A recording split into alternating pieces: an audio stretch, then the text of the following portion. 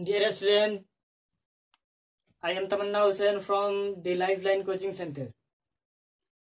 The Lifeline Coaching Center में आप सभी का बहुत बहुत स्वागत है।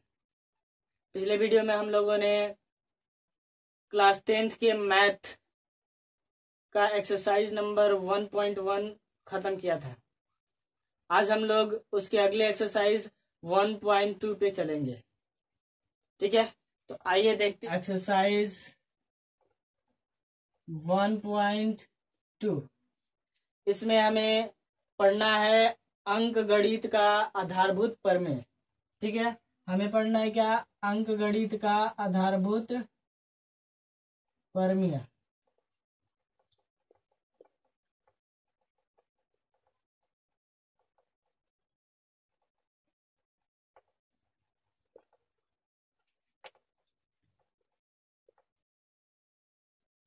अंक गणित का आधारभूत प्रमेय।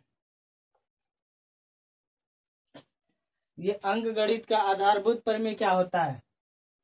तो ये होता है कि किसी भी भाज्य संख्या को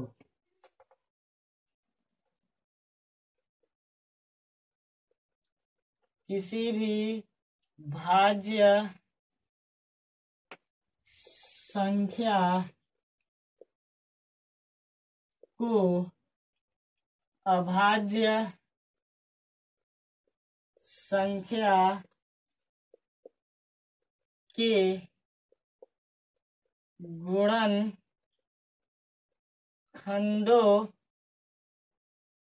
के रूप में व्यक्त किया जाता है।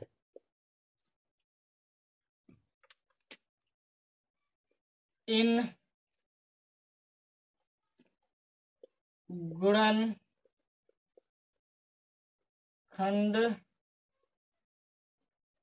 खंडों के रूप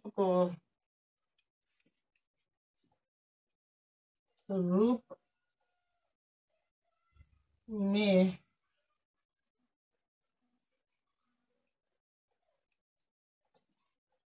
व्यक्त करना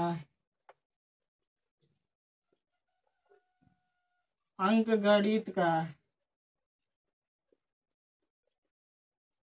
आधारभूत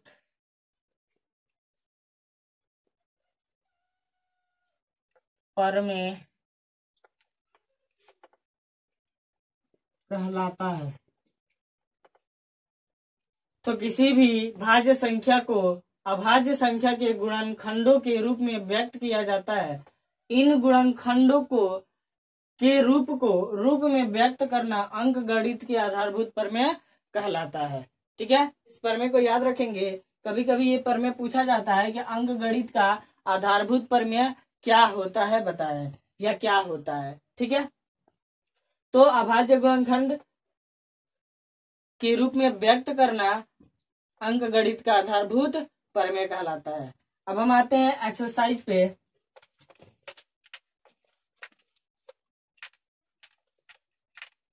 यहाँ हमें जानना है अभाज्य गुणनखंड विधि द्वारा HCF और LCM निकालना।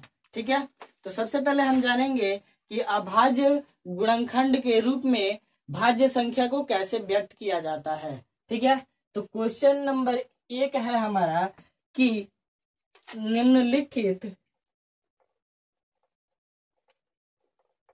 निम्नलिखित संख्याओं को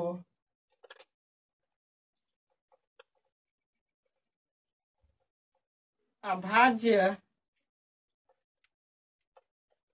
गुणनखंडों के रूप में व्यक्त कीजिए। व्यक्त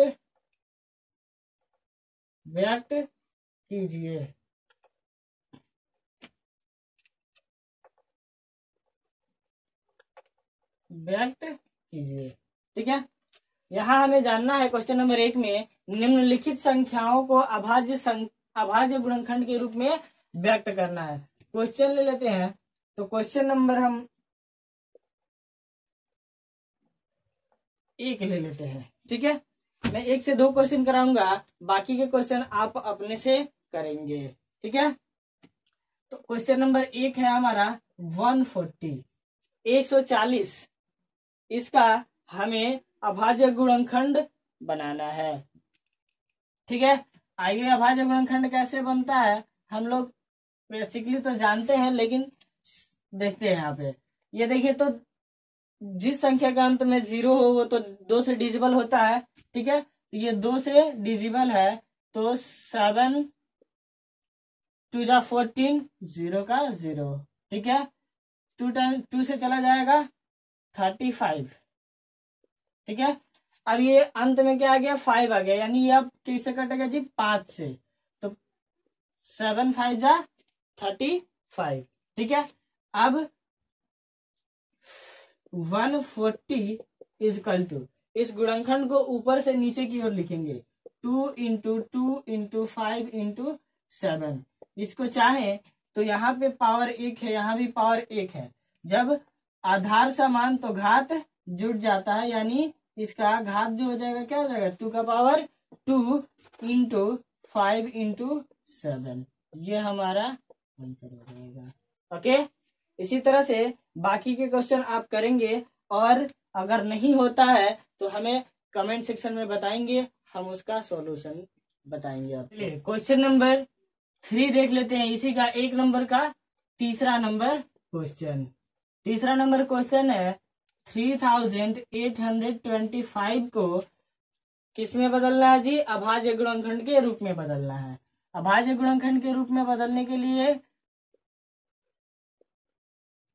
ठीक है, आइए अब देखिए, तो ये किससे कटेगा जी, 2 से तो जाएगा नहीं, 3 से चेक कर देते हैं, 5 2 7 7 और 8 8 13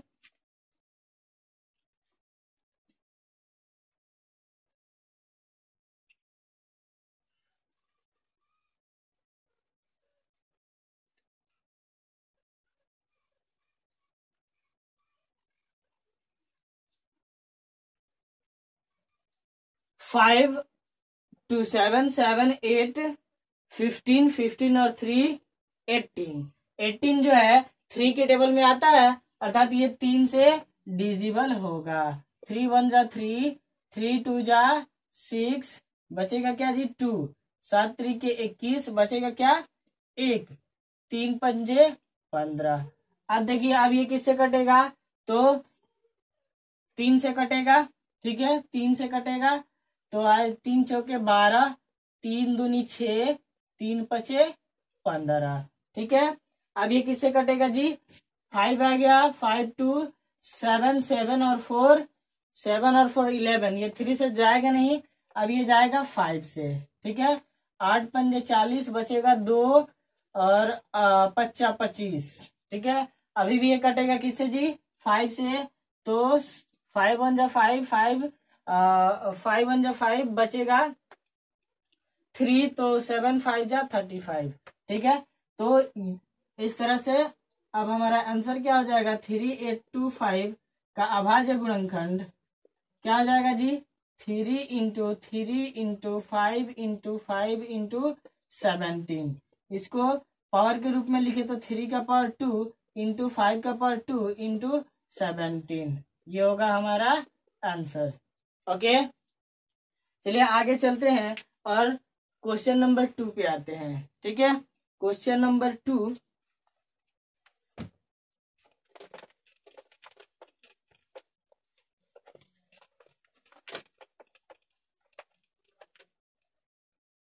क्वेश्चन नंबर 2 है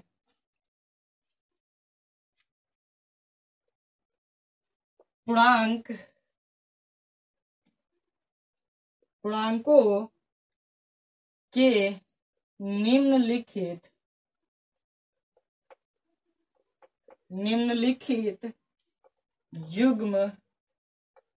युग्मों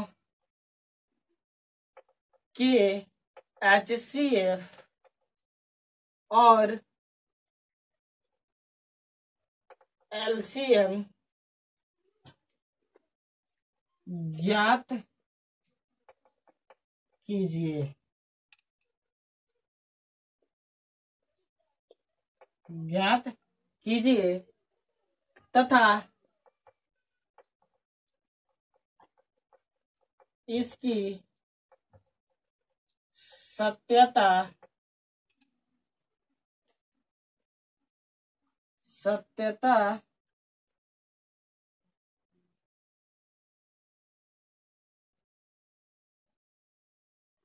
तथा इसकी जांच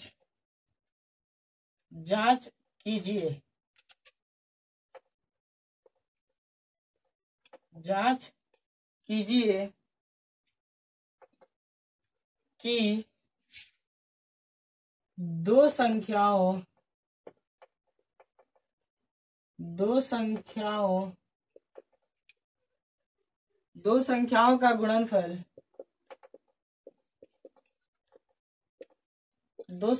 का गुणनफल बराबर HCF गुणे LCM है। ठीक है, क्वेश्चन है हमारा, पूर्णांक संख्याओं के निम्नलिखित युग्म के HCF और LCM ज्ञात कीजिए तथा इसकी जांच कीजिए कि दो संख्याओं का गुणनफल बराबर होता है HCF गुणे LCM। ठीक है, आइए क्वेश्चन नंबर 2 का 2। ठीक है, क्वेश्चन नंबर 2 का 2 है कि 510 और 92। ठीक है, इसका हमें HCF और LCM निकालना है और चेक करना है कि इन दोनों के गुणनफल और इसके HCF और LCM का गुणनफल क्या दोनों बराबर है। सबसे पहले हम इसका फैक्टर करेंगे। 510 का फैक्टर करते हैं, 2 से जाएगा, 2 2 जा 4, बचेगा 1, 2 5 जा 10, 2 5 जा 10, 2 से नहीं जाएगा, अब ये 3 से। ठीक है, क्यों? क्योंकि 5 5 10 और 2 12, 12 जो है 3 के टेबल में आता है, डिजिबल है, इसलिए 3 से। 3 8 जा 24, बचेगा 1, 3 5 जा 50। ठीक है, आइए अब ये 85 5 से जाएगा, 5 17 5 टाइम में 5 1 जा 5 और 5 7 जा 35। ओके, दूसरा है हमारा 92 का भी फैक्टर करते हैं तो फैक्टर होता है हमारा 2 से जाएगा 46 और ये 23। ठीक है, अब यदि इसका हम फैक्टर लिखे तो 2 into 2 into 2 into 3 into 5 into 17। ठीक है, पावर के रूप में लिखे तो देखा 2 का पावर 1 इंटू 3 का पावर 1 इंटू 5 का पावर 1 इंटू 17 का पावर 1।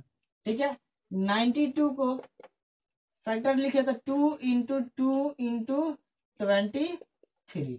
ठीक है, तो इसको पावर के रूप में लिखेंगे तो 2 का पावर 2 और इंटू 23। ठीक है, HCF किसका जी? 510 और 92 का क्या हो जाएगा जी? जो दोनों में कॉमन है वो हमारा क्या होता है? HCF। तो इसलिए इसका HCF क्या हो जाएगा? 2। LCM का बात करें, LCM 510 92 का, तो अगर पेयर में हो लेकिन घात अधिक हो तो पहले अधिकतम घात वाला को लिया जाता है। तो ये होगा हमारा 2 का पावर 2। ठीक है, ऊपर वाले में देखिए तो 3 अकेले है, इसके साथ और कोई भी पावर वाला में नहीं है, यानी ये 3 का अधिकतम पावर है तो ये 3 ले लेंगे। 5 का भी 5 किसी में नहीं है, यानी ये अकेले है, यही अधिकतम है। अधिकतम पावर को लिया जाता है एलसीएम के लिए, अधिकतम पावर वाले को लिया जाता है। यहाँ पे तो कोई और है, ये नहीं है, तो इसको ले लेंगे 5। ठीक है, इसी तरह 17 और इसी तरह 23। ठीक है, गुणा करेंगे या इसको ऐसे लिखे तो 2 × 2 × 5 × 70 × 23 गुणा करेंगे तो ये आ जाएगा हमारा 2 2 3 4 6 0। ठीक है, ये हमारा 2 2 3 4 6 0 हमारा क्या होगा जी, एलसीएम। ठीक है, अब हमें चेक करना है कि क्या इसका एलसीएम और एचसीएफ दोनों का गुणनफल इन संख्याओं के गुणनफल के बराबर होता है या नहीं। लिखेंगे क्या, जांच। ठीक है, जांच में क्या करना है, एक तरफ संख्याओं का गुणनफल बराबर एचसीएफ और एलसीएम का गुणनफल देखेंगे कि बराबर है कि नहीं। संख्या हमारी क्या है, 510 और 92। ठीक है, 510 और 92 का गुणनफल क्या बराबर है, इसके एचसीएफ और एलसीएम के गुणनफल के। ठीक है, तो इसका गुणनफल आप करेंगे तो आप करके देखिएगा, ये इतना ही आएगा, सॉरी ये इतना नहीं आएगा, इसको गुणनफल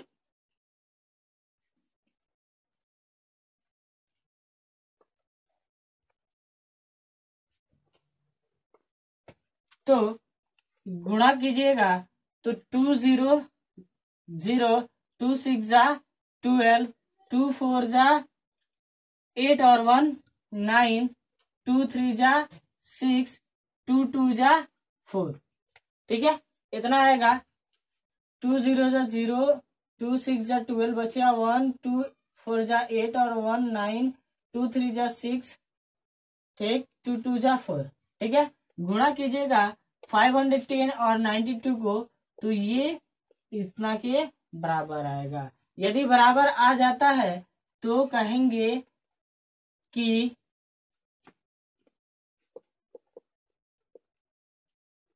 संख्याओं या इतना बराबर आ जाता है तो लिख देंगे प्रोब्ध।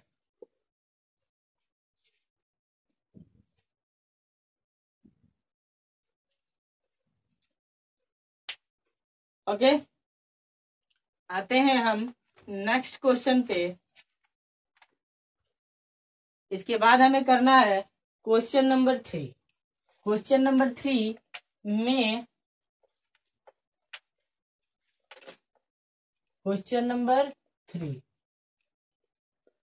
अभाज्य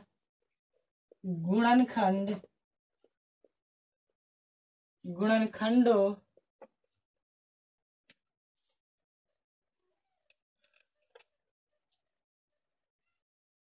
अभाज्य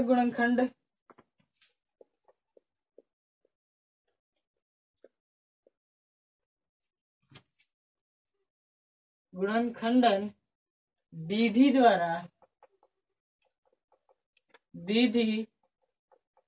द्वारा निम्नलिखित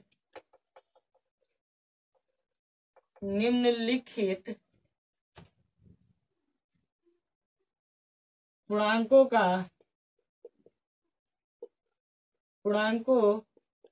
का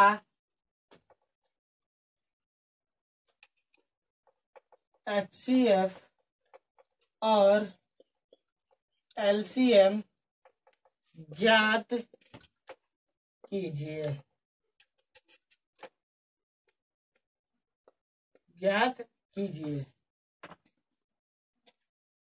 क्वेश्चन नंबर ले लेते हैं हम।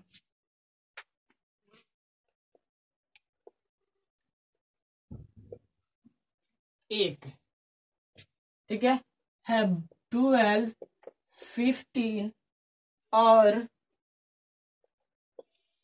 21 और 21।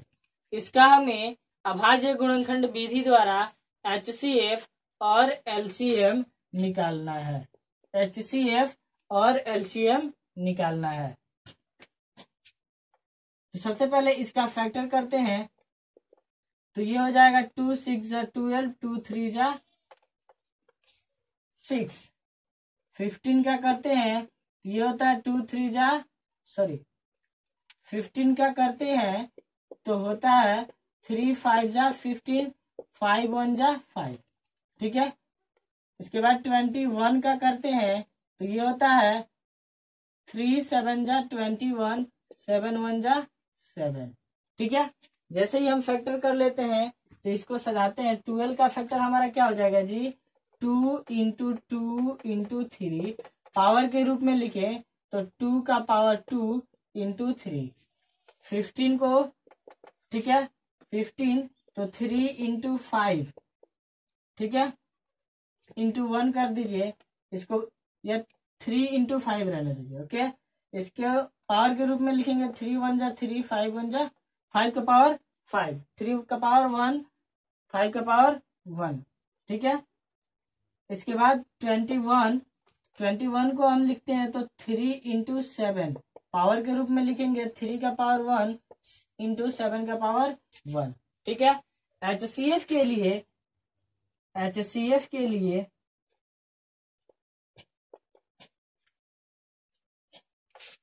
किसका जी, 12 15 21 का HCF।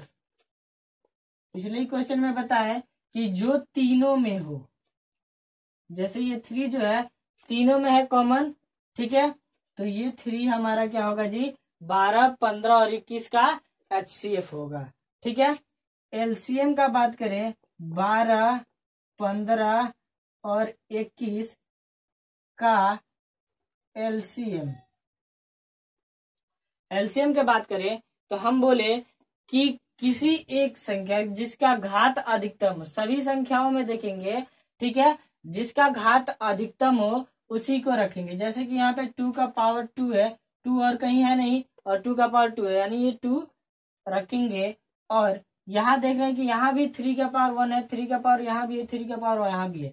तो इस 3 के पावर 1 को किसी एक को लेंगे, ना कि सभी को ले लेंगे, किसी एक को लेंगे।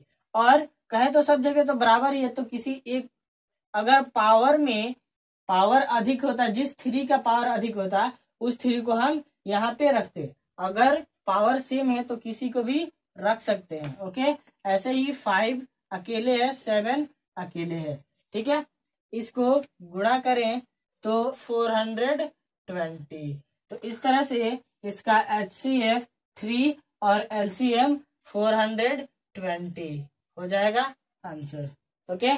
तो इस तरह से हम अभाज्य गुणनखंड विधि का इस्तेमाल कर HCF और LCM निकालते हैं। ओके।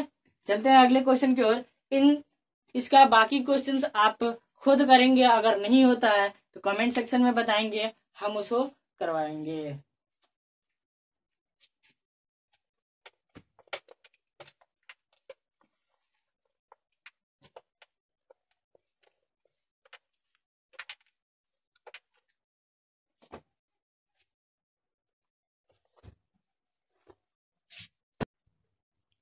आइए नेक्स्ट क्वेश्चन नंबर 4।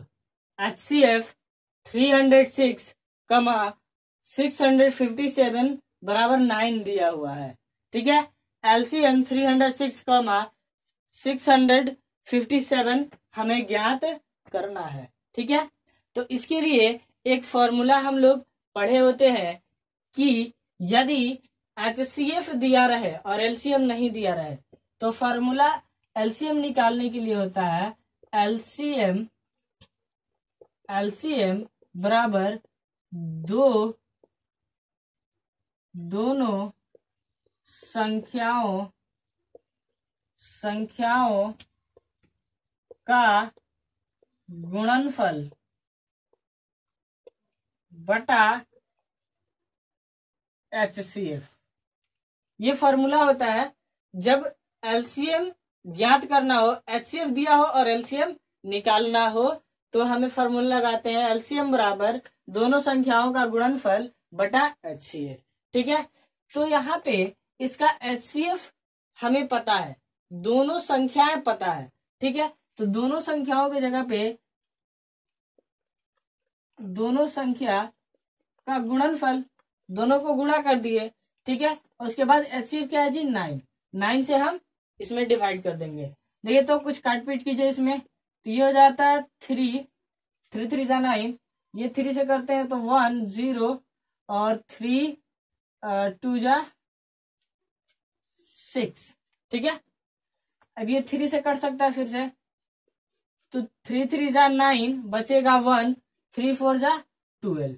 इसको मल्टीप्लाई कीजिए 3 4 इंटू 6 5 7, तो मल्टीप्लाई करने पे आता है 2 2 3 3 8। ओके, ये हमारा होगा आंसर। ऐसे ही अगर क्वेश्चन दिया रहे और वहां पे एलसीएम दिया रहे और एचसीएफ निकालना हो, फॉर्मूला होता है ये एचसीएफ के लिए होता है कि एचसीएफ बराबर दोनों संख्याओं का गुणनफल बटा एलसीएम, जब क्वेश्चन में एलसीएम दिया रहे और एचसीएफ निकालना हो तब। ठीक है, चलते हैं अगले क्वेश्चन पे। क्वेश्चन नंबर 5 कह रहा है जांच कीजिए कि क्या किसी प्राकृत संख्या n के लिए संख्या 6 का पावर n अंक 0 पर समाप्त हो सकती है। तो देखिए इस तरह का जो भी क्वेश्चन हो, ठीक है, तो सबसे पहले हमें देखना होता है कि इसका जो अंक दिया है 6 का पावर n दिया है ना, ये कोई भी अंक दे, अगर इस अंक का गुणनखंड 2 और 5 हो सके तो ये संख्या जो है, यदि इसके पावर में प्राकृत संख्या हो तो ये 0 पे समाप्त हो सकती है। ठीक है, इसलिए आइए इसको सॉल्व करते हैं। हल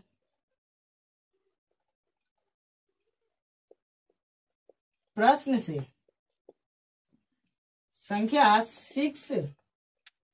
6 का पावर n जो है गुणनखंड करते हैं तो 2 इंटू 3 होगा, ये 3 इंटू 2 होगा। ठीक है, इसका पावर n जो है 0 पे समाप्त तभी हो सकता है जब इसका गुणनखंड जो है 2 और 5 हो सके। केवल 2 और 5 हो सके, या केवल 2 हो जाए या 2 केवल 5 हो जाए, तो ही यह संख्या जो है 0 पे समाप्त हो सकती है, अन्यथा यह संख्या कभी भी 0 पे समाप्त नहीं हो सकती है। ठीक है, चूंकि कोई भी संख्या 0 पर समाप्त तभी हो सकता है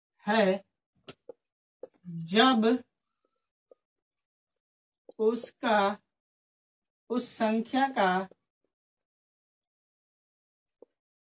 गुणनखंड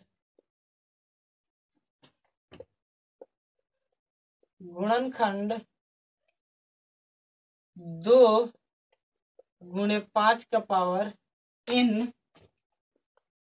हो, या हो जहां जहां n कोई प्राकृत संख्या हो। ठीक है,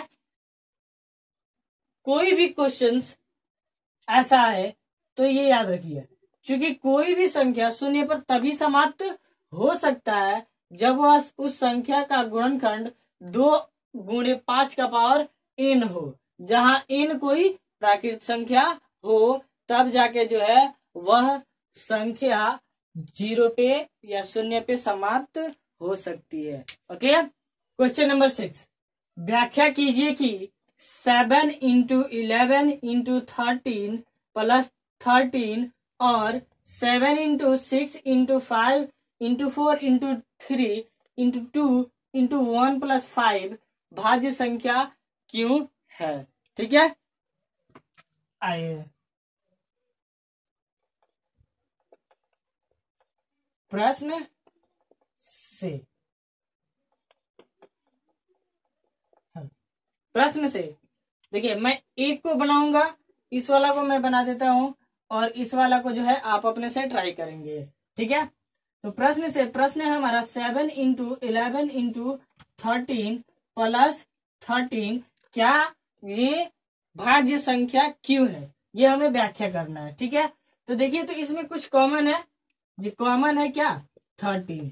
13 को अगर हम कॉमन लेते हैं तो क्या होता है जी 7 11 इंटू 1 प्लस 1। ठीक है, 13 को 13 मल्टीप्लाई कीजिए, 7 11 जा 77 और प्लस 1 78, अर्थात ये हो जाएगा 13 इंटू 78। इसको मल्टीप्लाई कीजिए, तो इसको मल्टीप्लाई कीजिएगा तो आएगा 1014। ओके, 1014 का गुणनखंड क्या क्या है जी, एक और स्वयं के अलावा 2 3 और 23 है, अर्थात यह संख्या भाज्य संख्या होगी, भाज्य संख्या है। ठीक है, तो इसी तरह से सेम इस क्वेश्चन को भी हम बनाएंगे। ठीक है, इसी तरह से सेम प्रोसेस रहेगा, लिखना यही चीज रहेगा, बस संख्या यहाँ पे चेंज हो जाएगी। ठीक है, तो इसके बाद क्वेश्चन नंबर 7, क्वेश्चन नंबर 7 आप अपने बुक में पढ़ेंगे और उसको सॉल्व करने की कोशिश करेंगे। उस क्वेश्चन में कुछ नहीं है विशेष तौर पे, और उसमें केवल एलसीएम निकालना है। ओके, तो आप स्वयं से ट्राई कीजिएगा, यदि नहीं बनता है कमेंट सेक्शन में जरूर हमें बताइएगा, हम इसका सॉल्यूशन आपको भेज देंगे। ओके, तो मिलते हैं नेक्स्ट वीडियो में अगले चैप्टर के साथ, तब तक के लिए धन्यवाद।